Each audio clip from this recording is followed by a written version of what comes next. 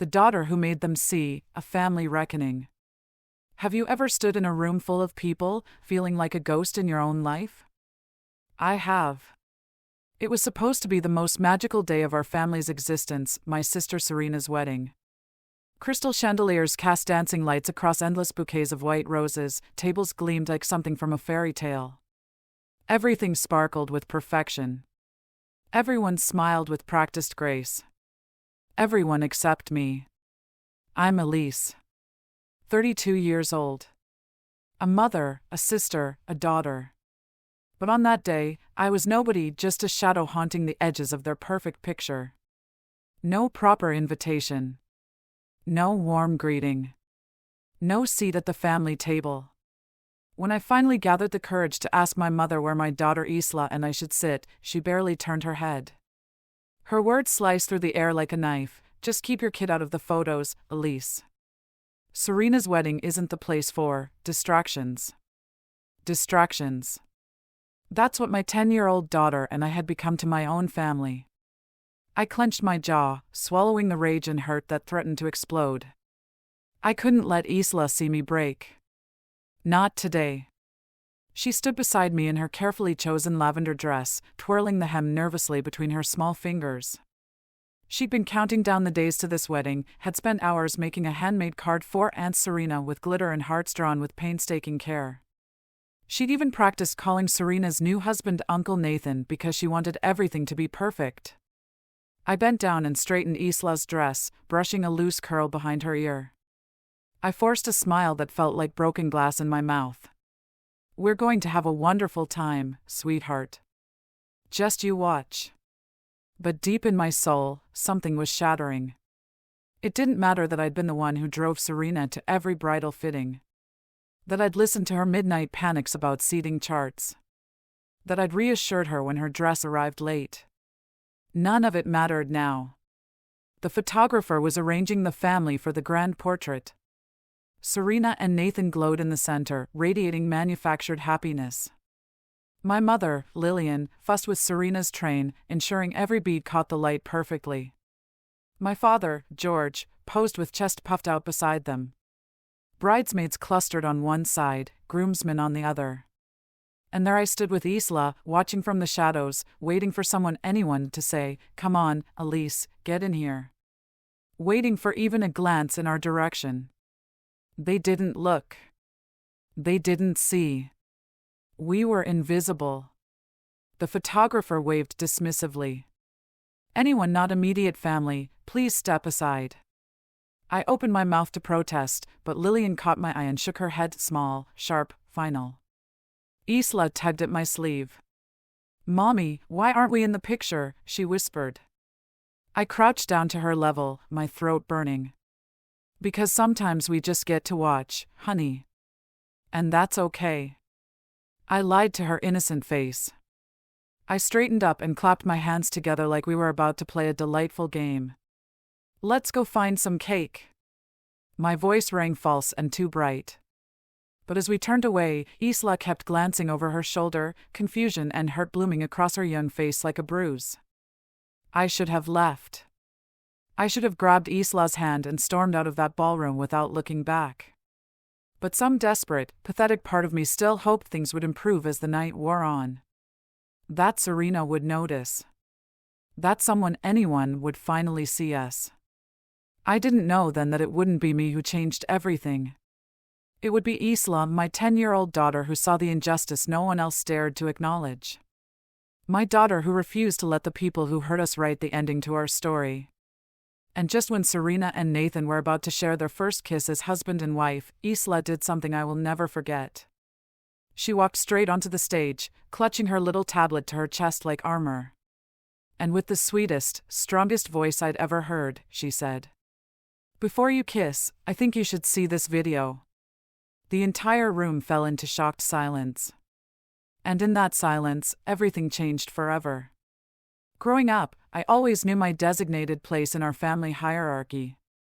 I was the dependable one, the fixer, the background character in everyone else's starring role. My younger sister Serena was the golden child, the one with the dazzling smile, the endless stream of compliments from relatives, the framed portraits displayed proudly on the mantel. And I? I was the one who stood just out of frame, clapping the loudest while remaining unseen.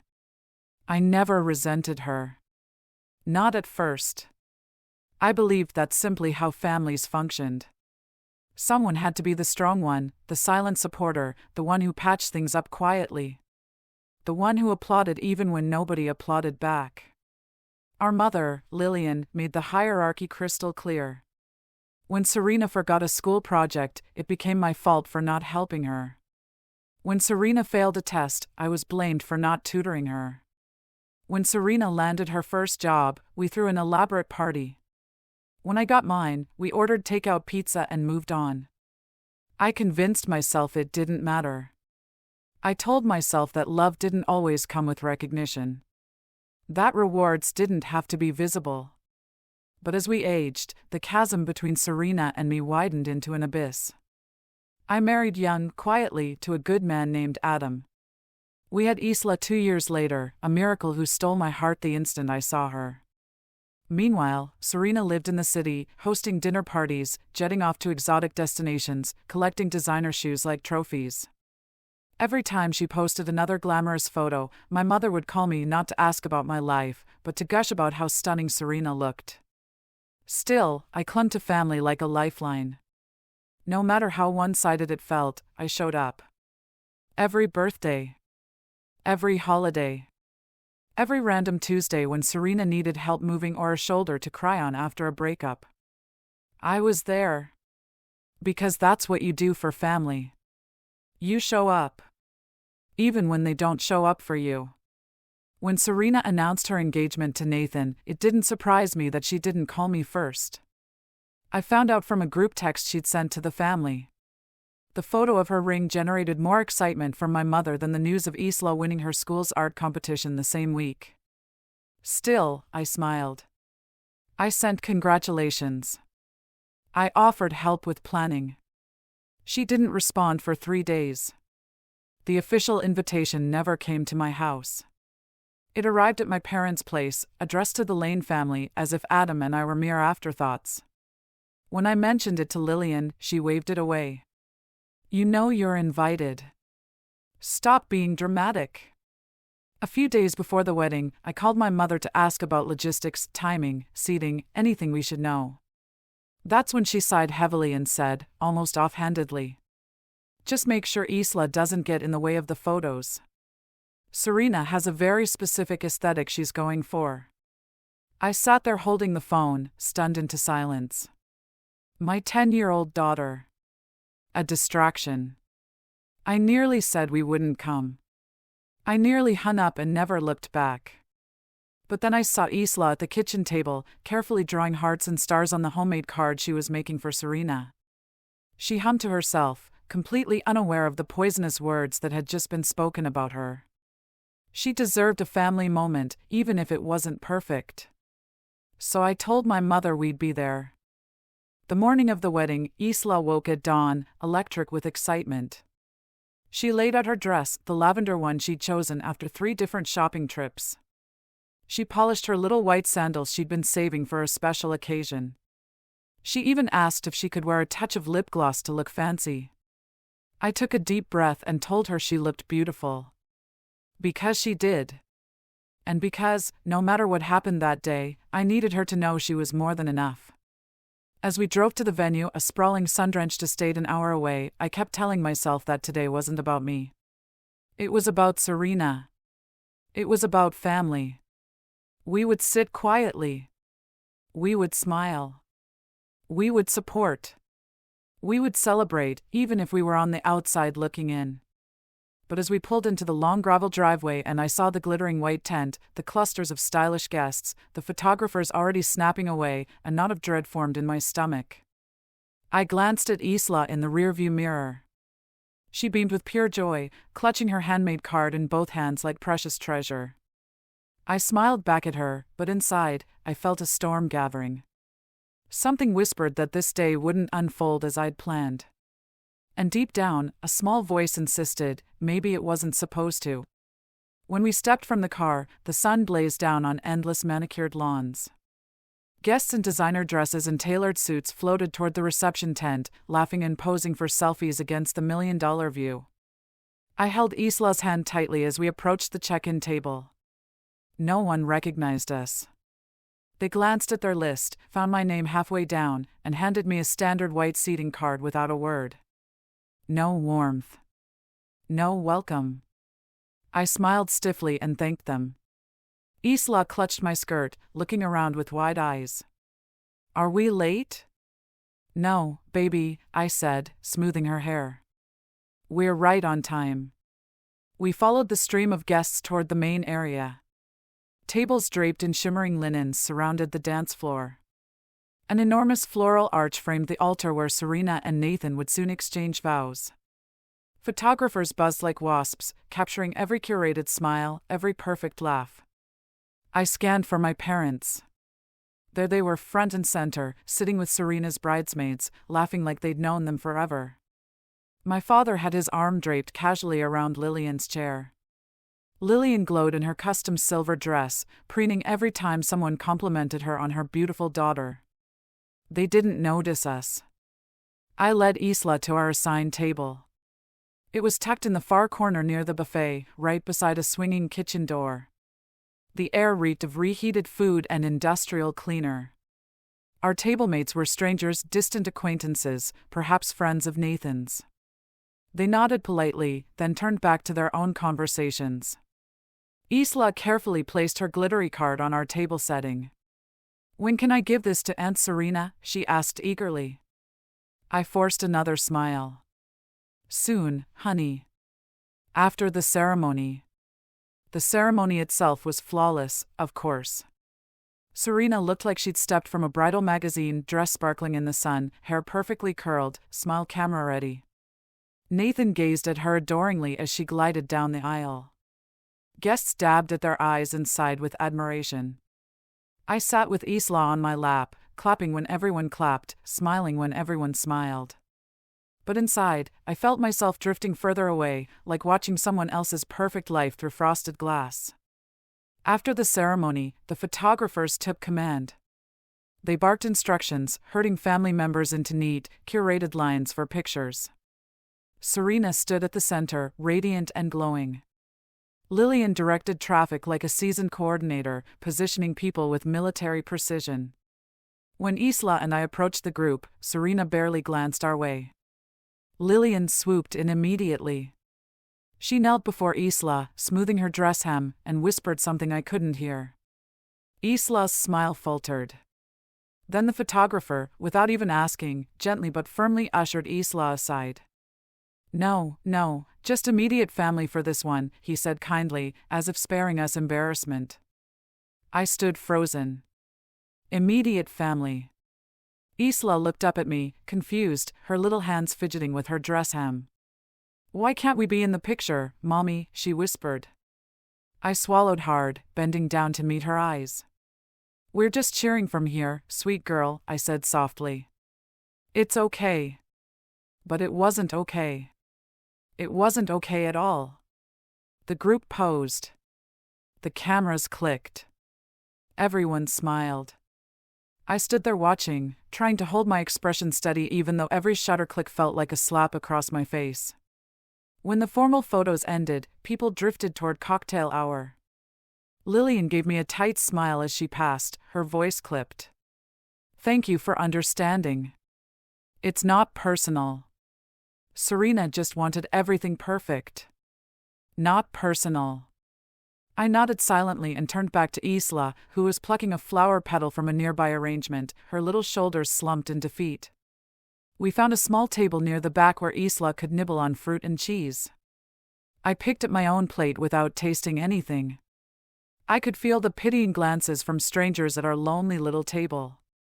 The final blow came during the speeches. Toast after toast praised Serena's beauty, Nathan's charm, their perfect love story. Lillian stood and shared funny stories about Serena's childhood, painting her as golden and beloved from birth. There was no mention of me. Not even a passing acknowledgement of my existence. As the toasts ended and the first dance was about to begin, I quickly wiped at my eyes, not wanting Isla to see. I had never felt so small, so foolish, so utterly unwanted. I leaned down to Isla and said, "Maybe we should head out after the dance, sweetheart."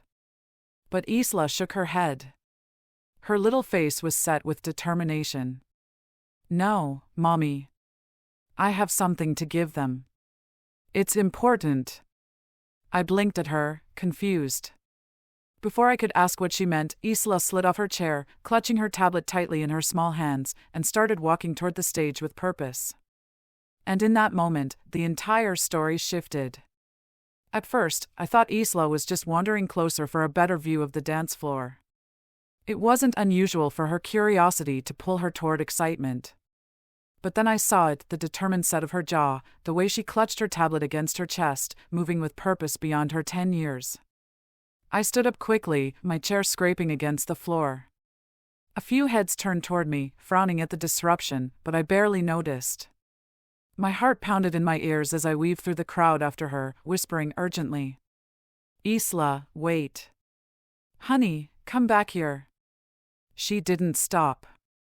Instead, she made her way straight toward the DJ booth, an island of black tables, cables, and soundboards beside the dance floor.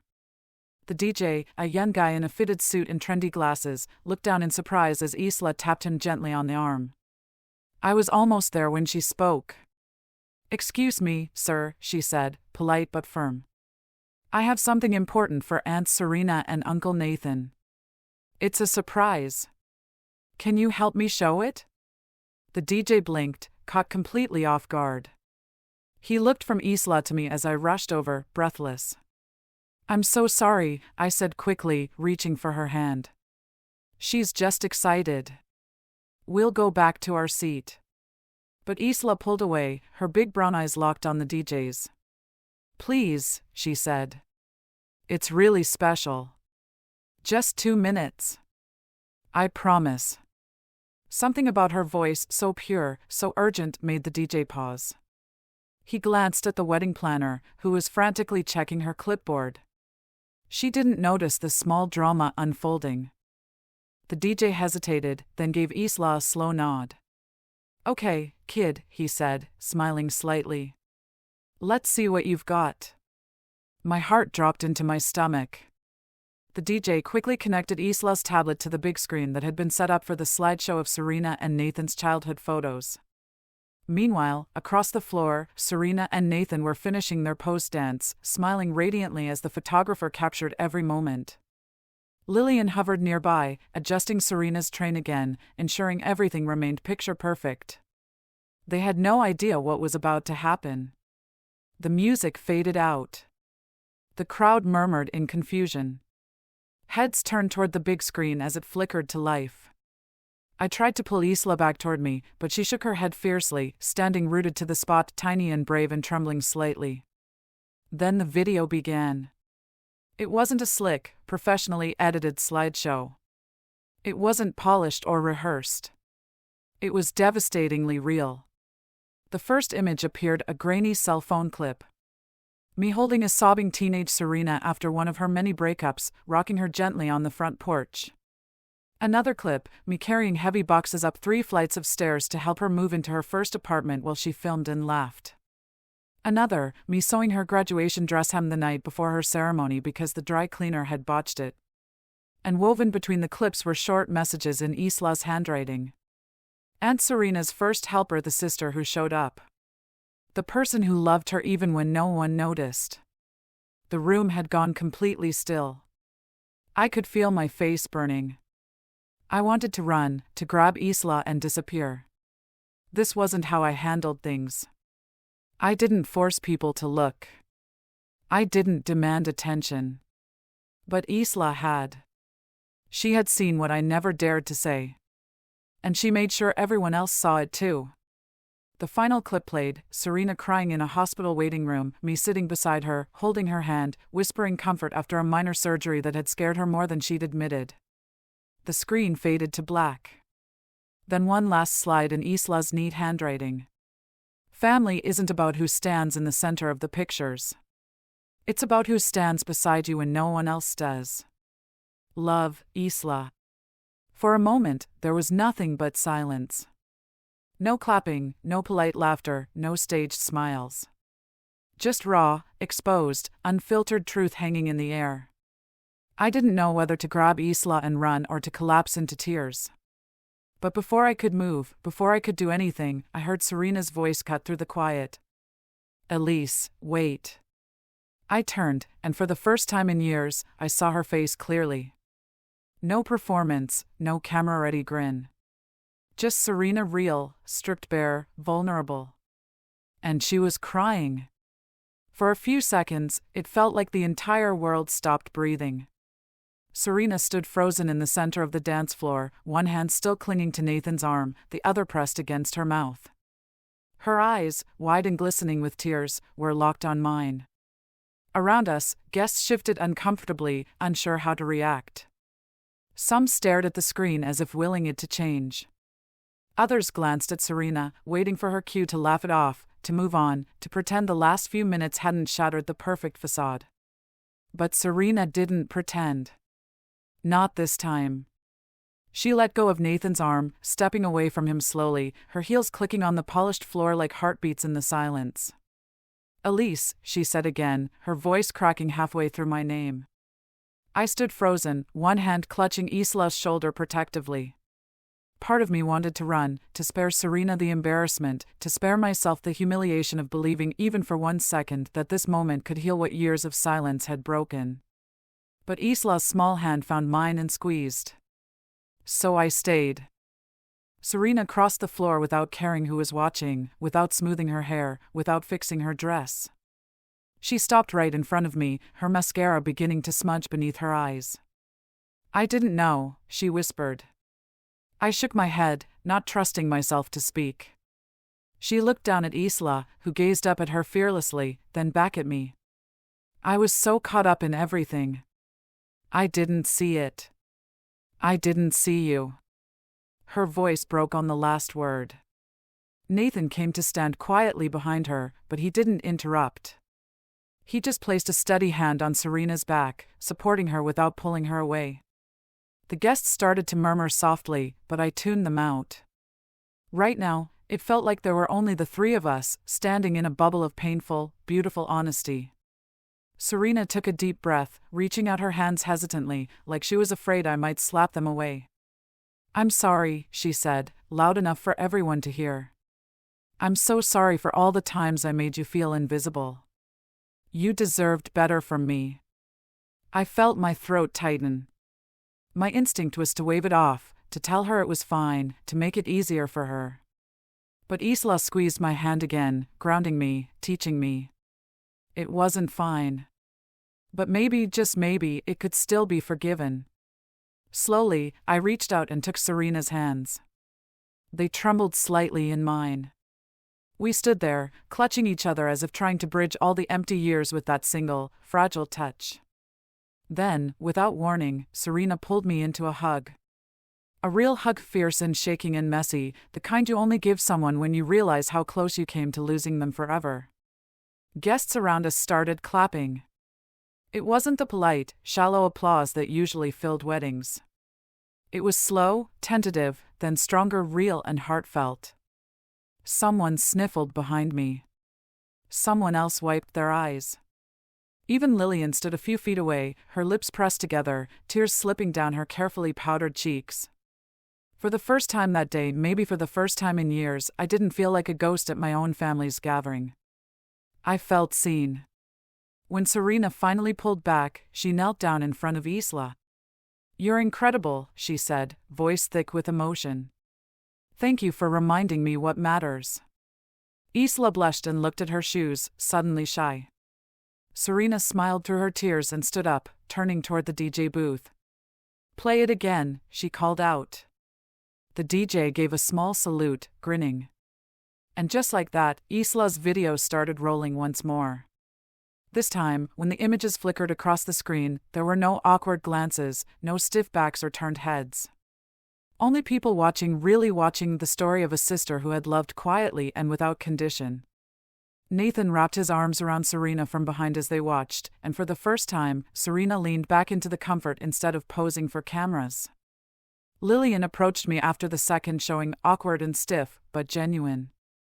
"I didn't realize," she said simply. "I'm sorry, Elise. It wasn't perfect. It didn't erase everything. But it was a start. And somehow, that was enough." The music started again. Laughter and chatter resumed. But something fundamental had shifted. It wasn't just Serena's wedding anymore. It was a moment of real family, of real love, imperfect, messy, and honest. Exactly the way it was meant to be. The night carried on, but it wasn't the same night we had walked into. Something essential had shifted, like a wound finally exposed to air, beginning the slow, painful process of healing. After the second showing of Isla's video, the atmosphere transformed. The walls that had seemed so polished, so rigid, softened into something more human. Conversations became less perfect, more real. People approached me with smiles that weren't tinged with pity or politeness. They asked about Isla, about me, about the years they had somehow missed. I was no longer invisible. Serena stayed close, barely leaving my side. She laughed with Isla, joked with me, made sure I was pulled into conversations and photos without a second thought. It felt strange at first, like wearing clothes that hadn't been broken in yet. I kept waiting for the moment she would drift back to her shining world and leave me standing on the edges again. But she didn't. Even Lillian tried, awkwardly, haltingly, but she tried. At one point, she found me near the dessert table as Isla happily piled a plate high with chocolate-covered strawberries. Lillian smoothed her dress nervously before speaking. "Elise, She paused, searching for words. "I know I haven't always made you feel valued. I let myself get too caught up in appearances. I forgot what actually mattered." She looked at Isla then, her face softening. "I'm proud of you. And of her. You raised a good girl." It wasn't a grand apology. It didn't magically erase years of feeling lesser. But standing there, watching my mother's face shift from pride in my sister to pride in me, I realized something important. Maybe forgiveness wasn't about forgetting the hurt. Maybe it was about choosing to move forward anyway. Choosing not to let old wounds keep defining who we were. Later, as the evening wound down and Isla curled up beside me on a cushioned bench, too tired to keep her eyes open, Serena came to sit across from us. Her makeup had mostly worn away, her hair slightly mussed from dancing. She looked less like the picture-perfect bride and more like the sister I used to know. "Can I tell you something?" she asked quietly. I nodded. "When I watched that video, it hit me how much I took you for granted. You were always there, Elise. Always. And I just assumed you would be, like it was your job or something. I never realized how lucky I was." She smiled sadly. "I don't want to be that person anymore." I swallowed past the lump in my throat. "You don't have to be," I said. She reached across the small table and squeezed my hand. In that small gesture, I felt years of resentment start to ease, not disappear completely, but loosen like tight knots finally beginning to untangle. That night, driving home with Isla fast asleep in the backseat, I thought about everything that had happened. About how close I had come to walking away. About how a 10-year-old girl had shown more courage and clarity than most adults in that room. Isla hadn't made a scene out of anger. She hadn't demanded anything. She had simply told the truth, the kind of truth that, once spoken, could never be unseen. And somehow, that had been enough to change everything. Looking at her peaceful face in the rearview mirror, a quiet smile spread across my own. My daughter didn't just stand up for me that night. She reminded me that love isn't about being in the center of the photo or having the loudest voice at the table. Love is quiet, steady, unshakable. It's the way you show up again and again, even when nobody's watching. It's the courage to speak when it would be easier to stay silent. It's the belief that even if you feel invisible sometimes, your love still matters. And sometimes, when you least expect it, someone you love will stand up and make sure the whole world finally sees you. As I pulled into our driveway and turned off the car, I whispered a silent thank you. Not just to Isla, but to myself for staying, for showing up, for loving even when it hurt. Because in the end, love didn't just change my sister's wedding. It changed all of us forever.